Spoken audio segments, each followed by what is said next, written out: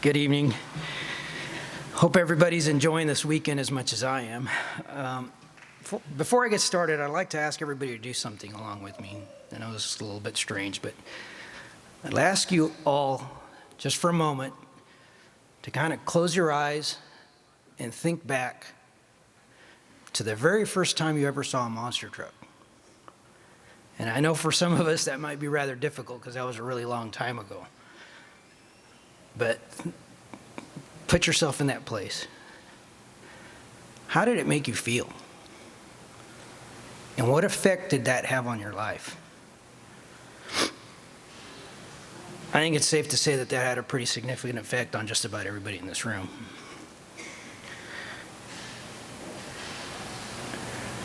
I find that life constantly presents us with a series of unlikely coincidences, synchronicities, if you will, the full effects of which are not immediately recognizable. And often we don't really recognize their significance until much later in life when we can look back on them objectively.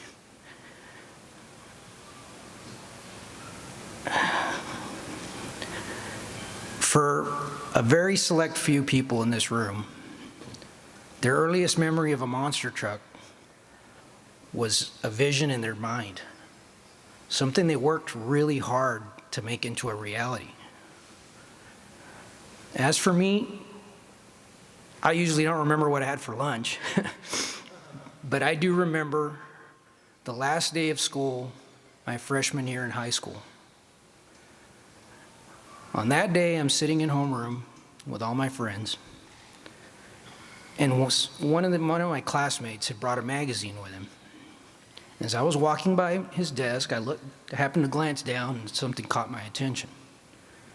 And on those pages was this Ford pickup with the biggest tires I'd ever seen, built by some guy in Missouri named Bob Chandler.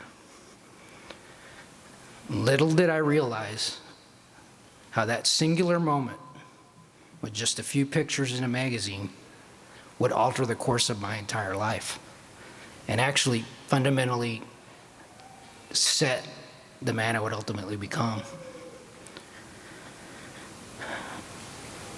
Einstein once said, "Imagination is more important than knowledge."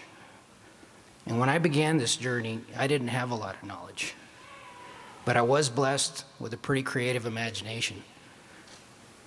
And I say blessed because I truly believe that my aptitude for this was God-given, because I really don't feel that I worked very hard to educate myself with the fundamentals. Instead, when I graduated from high school, I met Gabriel Montes with the Texas Armadillo. And Gabriel provided the know-how to install some 2.5-ton axles under my Ford Bronco.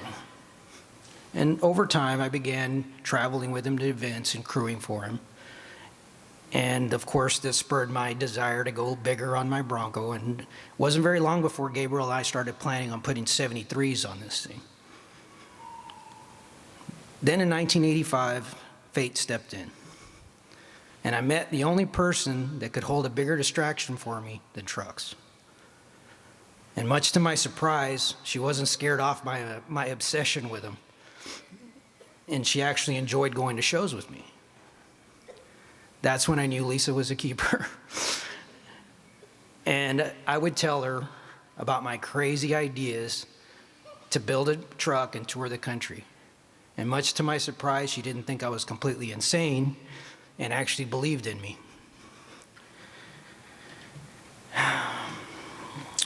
Then in 1987, something changed. Monster trucks began racing in earnest, and this completely changed my perspective of what a monster truck could be. And I changed from, rather than trying to mimic existing designs, I was inspired to try to develop my own technological advantages.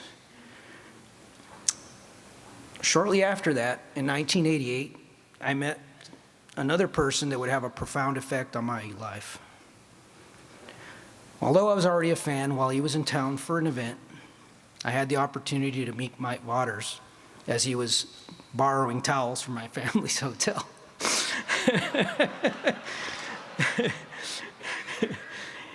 And we got along very well.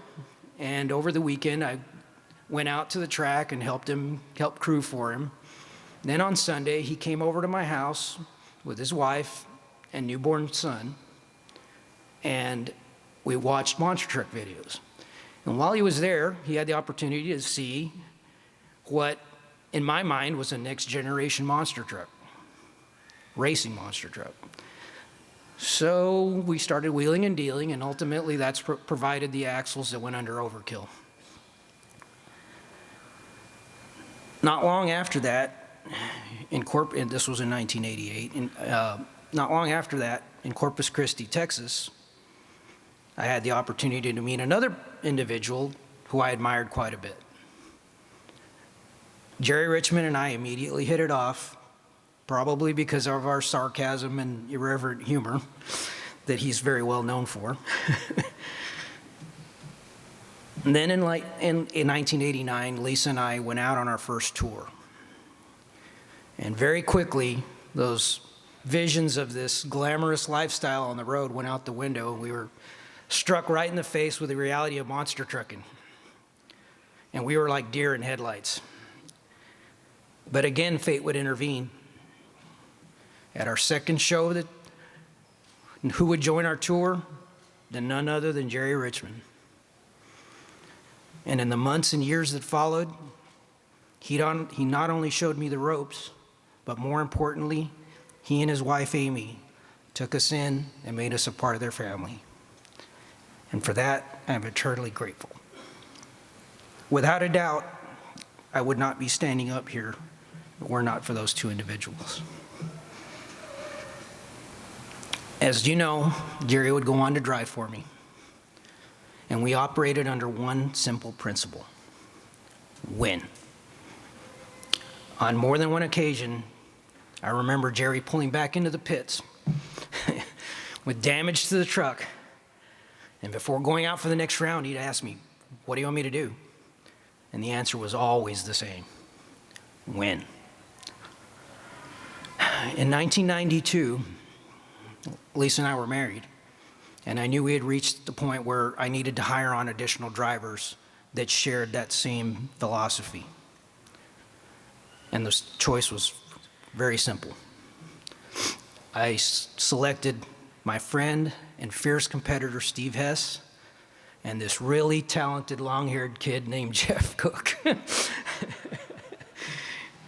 And I tried to instill in them, as I've tried to instill in everyone that's ever worked for me, confidence in their equipment and the security of knowing that I trusted their discretion, and I never wanted them to feel that they needed to hold anything back. But a great team can't go very far without an equally great stage to compete on. And again, we were blessed in that regard.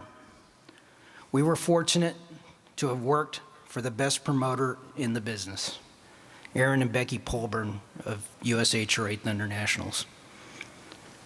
Aaron and Becky's tight-knit group represented the cream of the crop of the industry. And under their leadership, we forged a brotherhood that has spanned decades.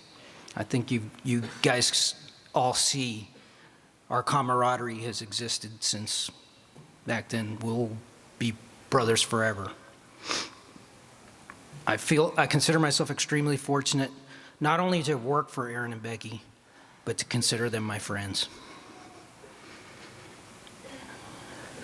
Coming off a Thunder National Championship, 1993 was shaping up to be an incredible year from Team Overkill. The guys were taking wins left and right. The phone was ringing off the hook with offers and bookings. And now here's the revelation of the weekend that very few people on this planet have ever heard. It's not something I talk about much.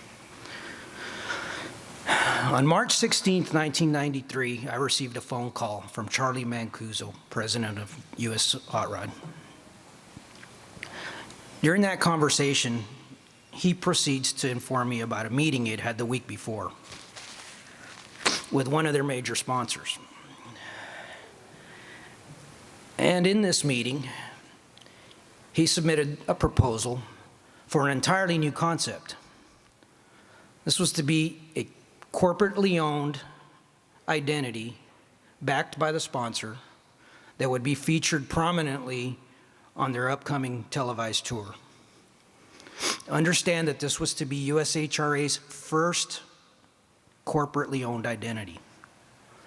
And best of all, Charlie recommended that Team Overkill carry that mantle.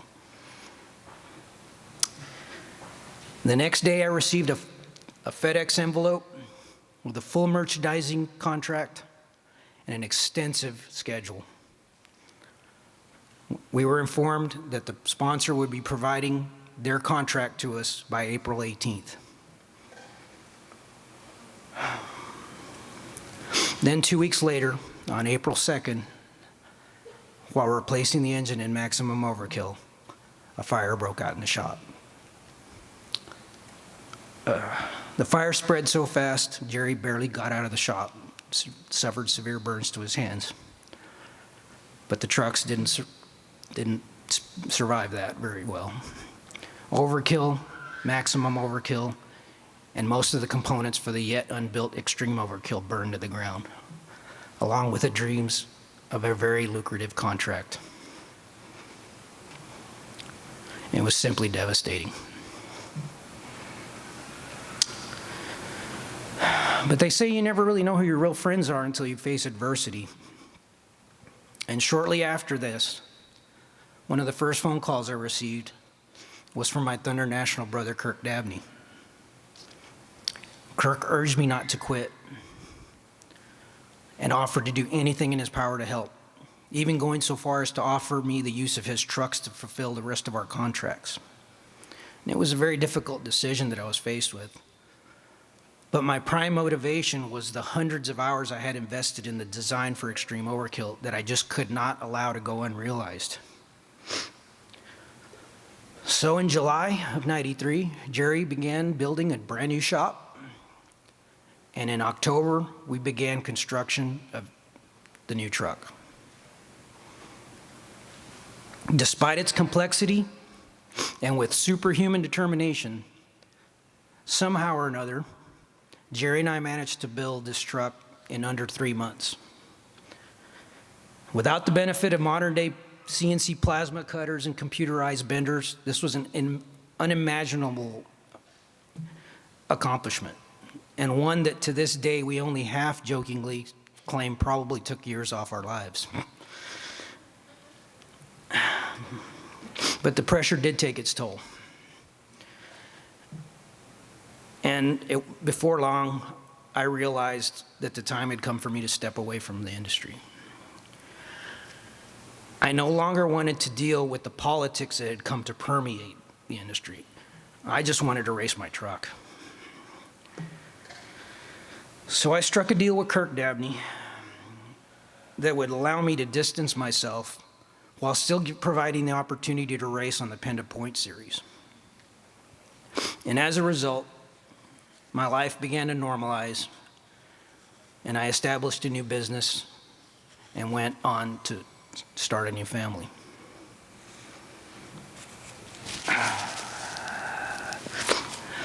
But again, fate had other plans.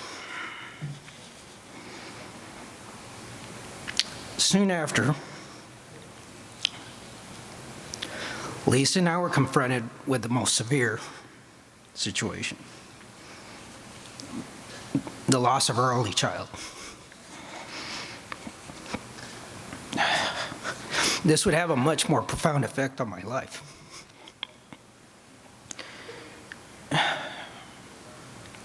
And it was a long, hard climb out of that abyss. And I would emerge as a different person.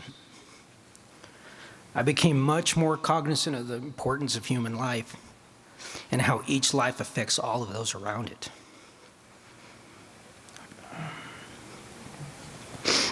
As a form of therapy, I began writing a series of tech articles on monster truck technology. And I started spending an increasing amount of time online discussing my theories and beliefs in how we could improve the sport. And because of these conversations that I would have, I struck up a friendship with a seemingly like-minded individual. Scott Bryan immediately impressed me with his vast knowledge. He understood little-known principles and recognized small details that the majority of the industry had no understanding of whatsoever. And I had a lot of respect for that. Over time, I came to place enormous value on his opinions and his views, not only on monster trucks, but on life in general. And I consider him a model person. I want to be like him. I consider myself extremely fortunate to have earned his friendship, and I truly consider him like my brother.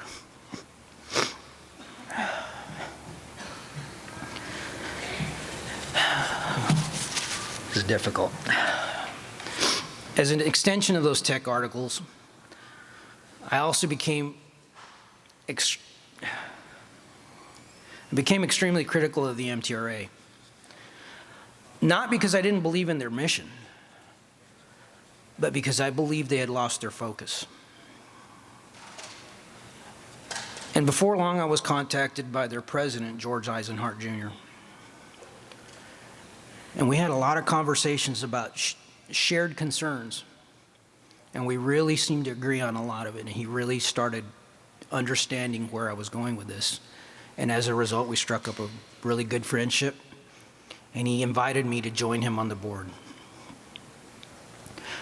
And I was reluctant, but as I've often said, if you aren't part of the solution, you're probably part of the problem. So I agreed to join in an advisory capacity. That is until fate inexplicably took George from us. In the wake, I felt compelled to increase my involvement and carry on in his honor.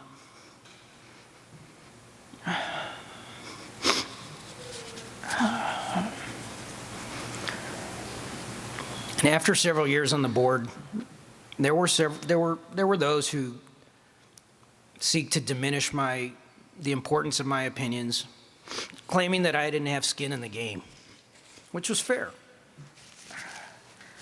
So I decided the time had come to tackle the new paradigm of freestyle. But operating two full-time businesses, I knew there was no way I could handle that on my own. And what I needed was somebody that I could trust to handle the day-to-day operation and allow me to focus strictly on the technological development side.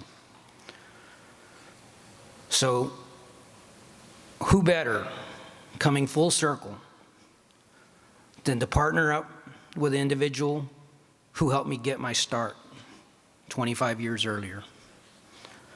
And Mike Vaughters and I teamed up to create a new Team Overkill.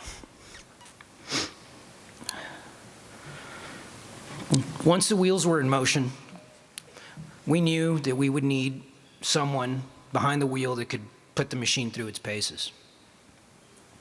And literally growing up in the sport and with his freestyle motocross background, Michael Vaughters II was the obvious choice.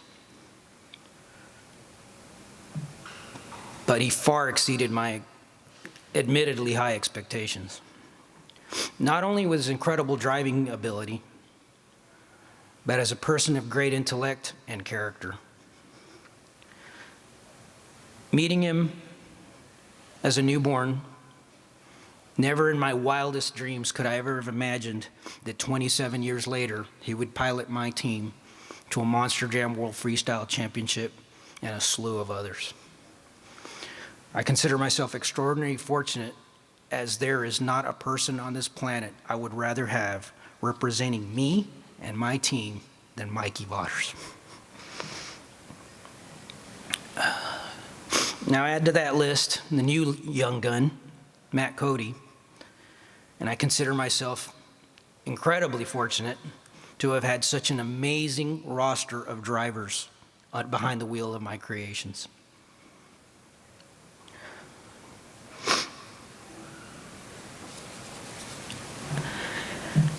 As you heard, there have been many triumphs and tragedies along this journey. And chief among these is the blessing of my beautiful and intelligent daughters, Allison and Emily. But here's the real insight I want everybody in this room to take from this.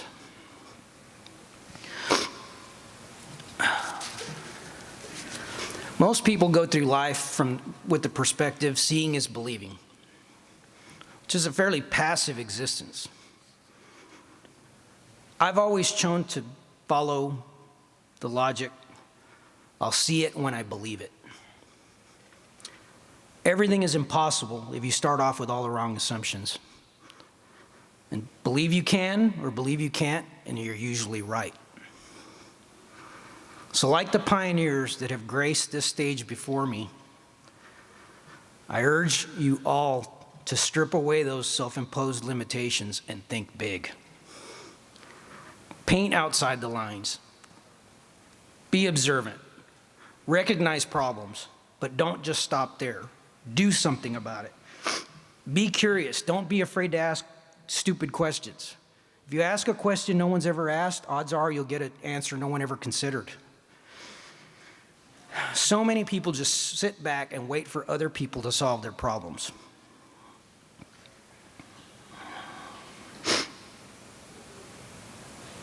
I prefer to live my life with conviction. Don't be afraid to follow your instincts. Get out there and do the right thing even when no one is looking. And don't fear people's opinions. Don't let the fear of other people's opinions stop you. The Greek philosopher Cicero once said, unpopularity earned by doing what is right is not unpopularity at all. It is glory.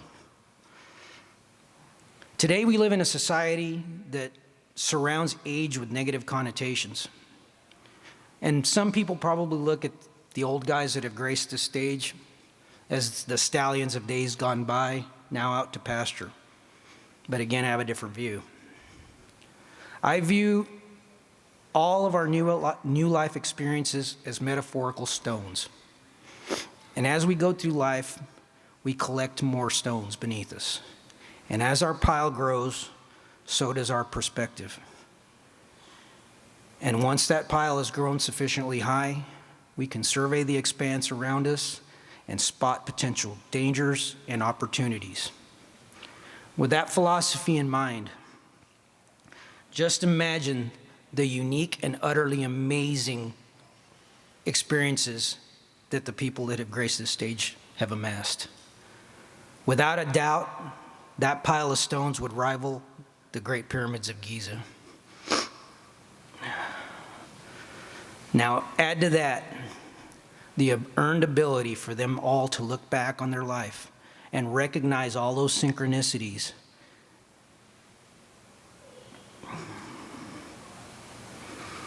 All those synchronicities that guided their path. That, my friends, is a gift from God. I'd like to offer my sincerest gratitude to all of those that deem me worthy of this incredible honor. And I'd like to thank Jeff and Alan and Ross for creating and maintaining this invaluable institution.